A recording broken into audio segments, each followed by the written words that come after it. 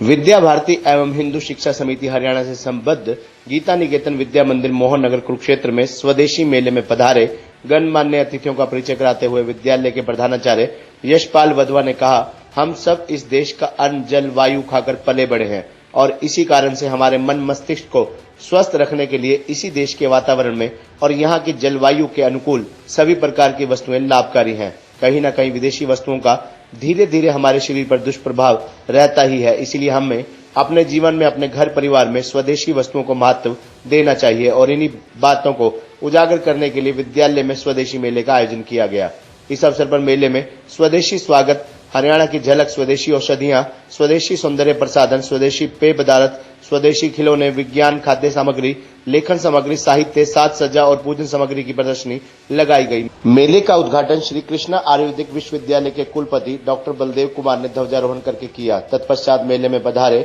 मुख्य अतिथि सहित कुरुक्षेत्र जिला संयोजक अशोक रोशा, विद्यालय प्रबंधन समिति के उपाध्यक्ष श्यामलाल कौशल, प्रबंधक राजेश गोयल, कोषाध्यक्ष नरेंद्र धमीजा, प्रधानाचार्य यशपाल वधवा ने मेले का अवलोकन किया और विद्यालय के आचार्य अंजू सैनी ने सभी प्रदर्शनियों के बारे में मुख्य अतिथि तथा गणमान्य व्यक्तियों को विस्तार से बताया। तत्पश्चात मुख्य अतिथि बलदेव कुमार ने दीप प्रज्वलित किया और विद्यालय के विद्यार्थियों ने मां सरस्वती की आराधना की। विद्यालय की 8वीं कक्षा की छात्रा भक्ति ने कविता के माध्यम से स्वदेशी के प्रचार और प्रसार का संदेश दिया। डॉक्टर बलदेव ने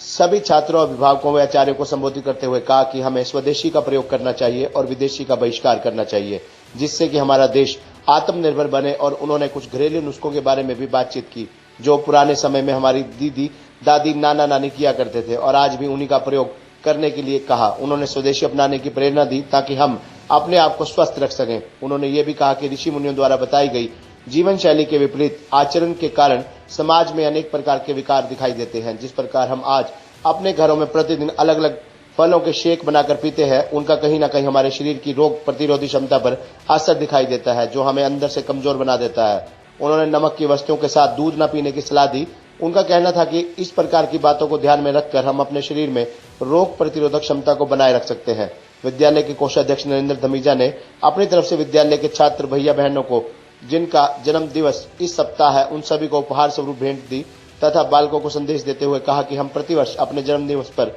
यह संकल्प करें कि हम अपने भीतर की किसी भी एक बुराई का तुरंत त्याग करके किसी एक अच्छी बात को धारण करेंगे। ऐसा करने से कुछ ही वर्षों में एक अच्छे व श्रेष्ठ व्यक्तित्व के धनी कहलाएंगे। विद्यालय के आचार्य निर्मल गुप्ता ने स्वदेशी नारे लगाकर आए हुए सभी अतिथियों व अभिभावकों व छात्रों में जोश भर दिया और मेले के अंत में विदेशी वस्तुओं की होली जलाकर सभी को स्वदेशी अपनाओ का संदेश दिया। जो प्रबंधक समिति है, उसके अधिकारीगण,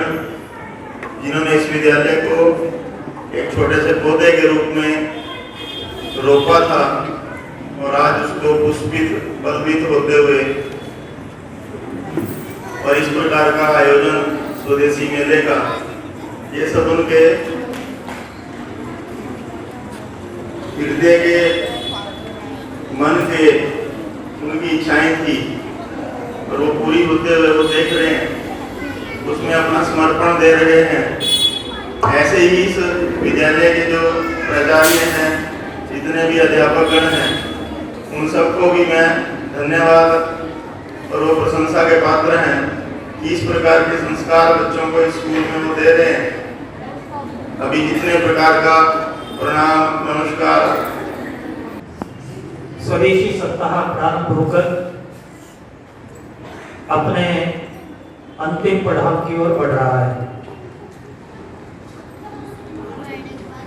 और आज यह हमारा स्वदेशी मेले का एक आयोजन है और उस आयोजन के निमित्त हमारे मध्य में मंच पर विराजमान है आज के इस कार्यक्रम के मुख्य अतिथि माननीय डॉक्टर बलदेव सिंह